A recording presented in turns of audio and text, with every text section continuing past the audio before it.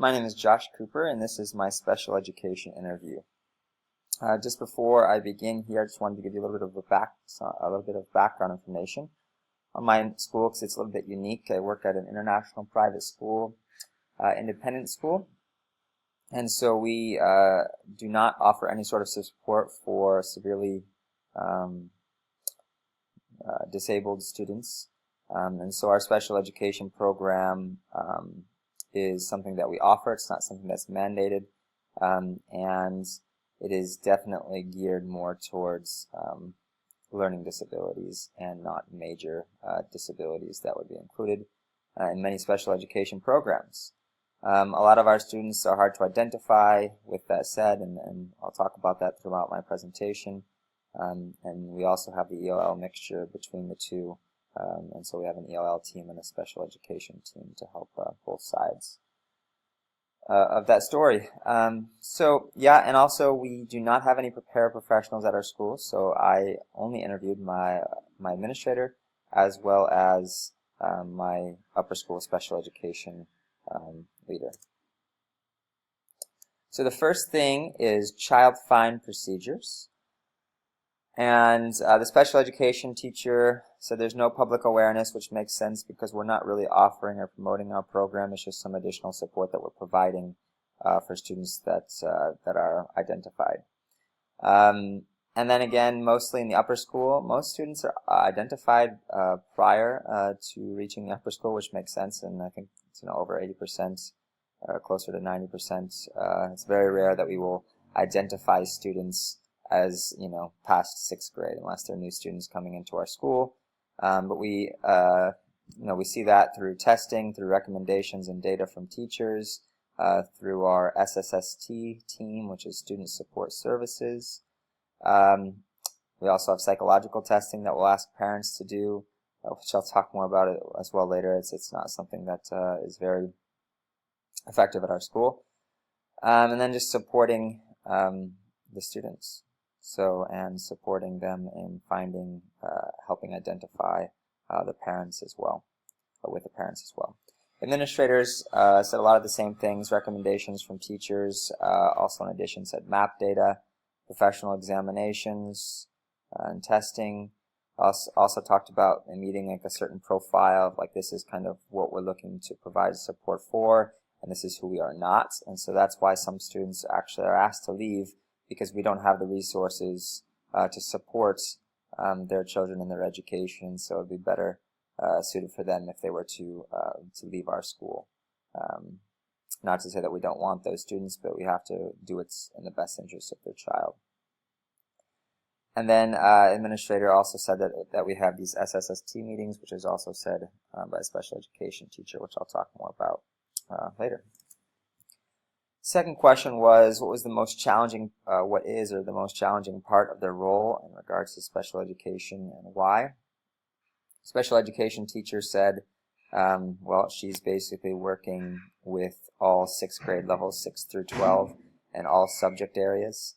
And this can be too much, because she can only do so much, and she can only work with so many students, and because it's a relatively smaller school compared to some large public schools, it's very difficult to work with that many grade levels and that many students all on her own, which is what she's supposed to do with scheduling and the amount of students she has through the different areas of the school, etc.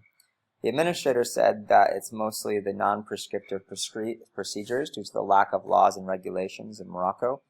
We don't really have any laws and regulations, and as a society, Morocco, as I talked about in a previous, I think my intro post, is that Morocco as a society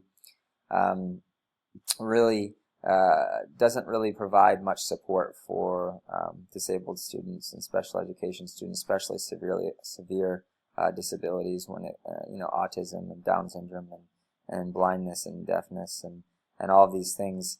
Those students are mostly just kind of cast aside and don't really get any education. So it's hard for us to make suggestions for parents. We make suggestions, but it's hard to force them, I guess is what I'm saying.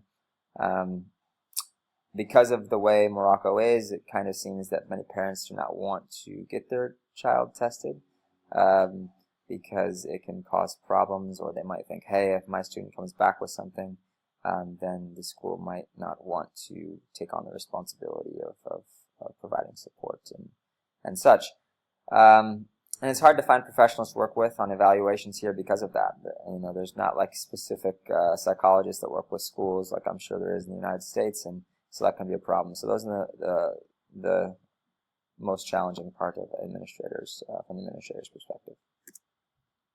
The most rewarding part of their job and why. The special education teacher said, and I think a lot of teachers will say this, but specifically she only works with, I don't know, less than 20 students maybe from K to 6th grade, or from 6th to 12th grade, and so she gets to build some unique relationships with students because she gets to work more on a one-to-one individual basis, but also in a small group setting.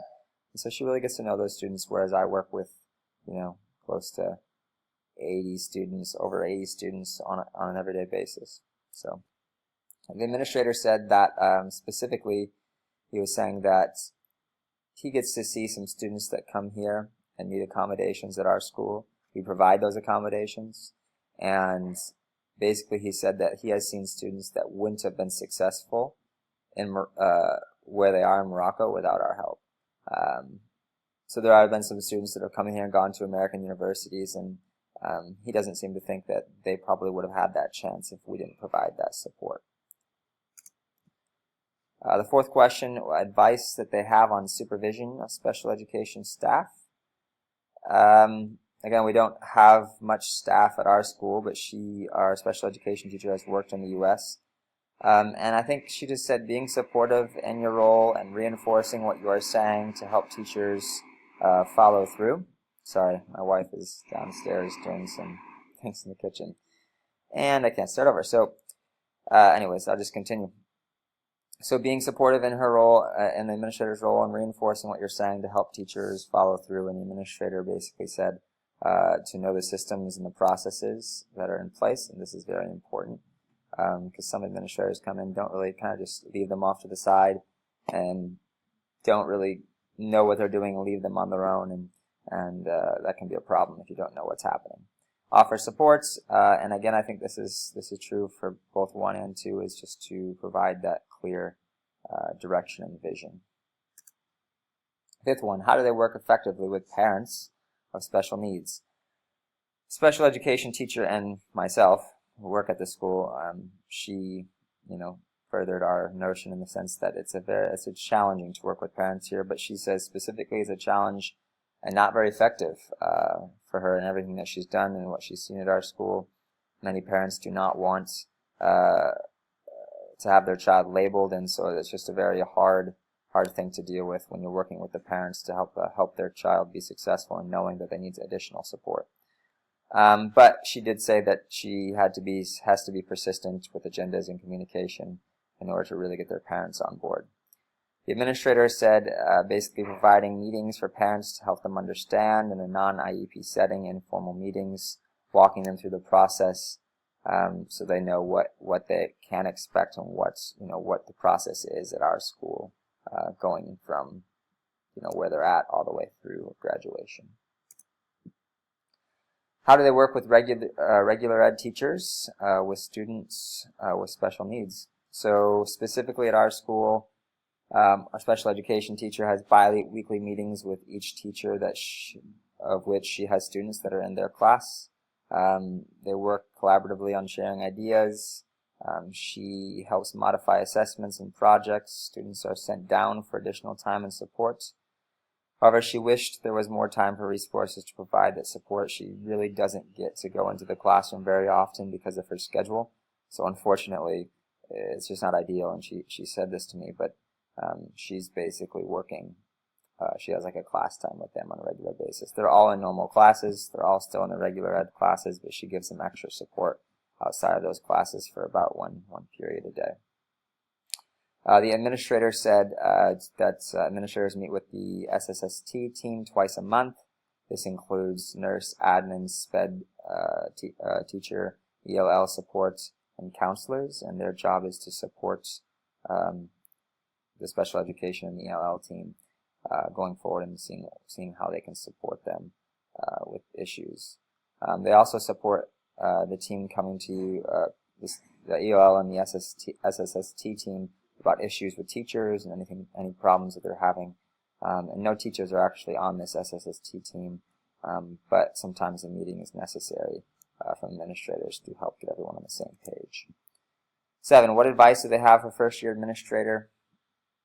Special education teacher said it is important to know the systems, processes, procedures, and responsibilities, which is extremely important. But another thing she said, which kind of caught me off guard, is just to respect and value the SPED team. She had mentioned that sometimes she doesn't feel respected and valued, and kind of just like, what do they do? What is her job? What is her role?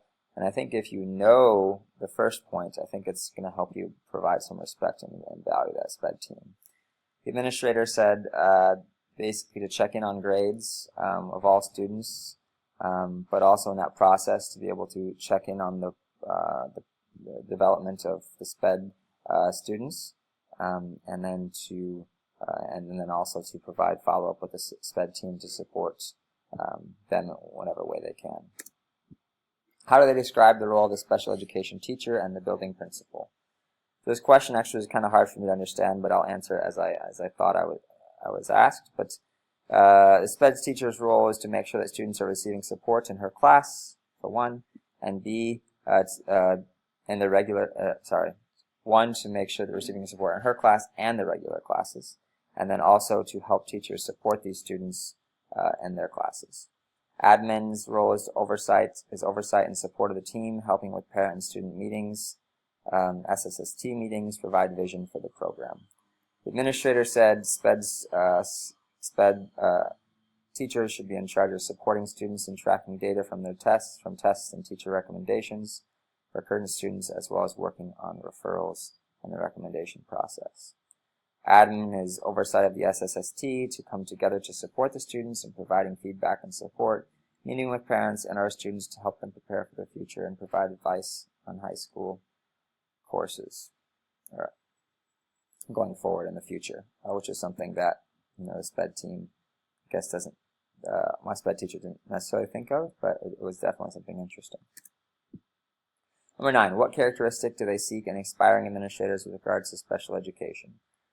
I really liked the advice of the special education teacher, and I'll talk more about this on the next slide, but basically they just said to be aware of the special ed teacher's role and responsibilities. A lot of the times administrators don't understand the role of their SPED team. To have a clear understanding of the vision and direction of the special education program to provide that direction, she said, was essential. To be supportive, and then to champion for the students. The administrator said to know the systems and processes. I think those are important, especially at our school. Systems and processes are something that we're still working on with the turnover rates of an international school and a younger, only less than 20 years old. Guide and support the SPED team and provide that general direction, which I think is still sometimes hard when you have a lot of other things that you're working on. So lastly, future role as an administrator. For me, I think I've learned that I need to continue to seek knowledge on how to lead SPED programs. To know the vision and direction for special education program is absolutely key. If there's no vision and direction, it's hard to point in any sort of, way of saying, hey, this is how we need to do this, or this is what we're lacking. So know the systems, processes, procedures, and responsibilities that goes alongside with the vision, has to be in coordination with the vision.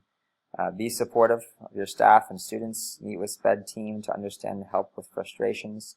Provide my time and resources whenever I can, and to understand laws and regulations, because in Morocco it may not be essential, but I know that as I'm looking at schools back in the U.S., public school system, there's many laws and regulations that a lot of administrators do not know, and this is very essential.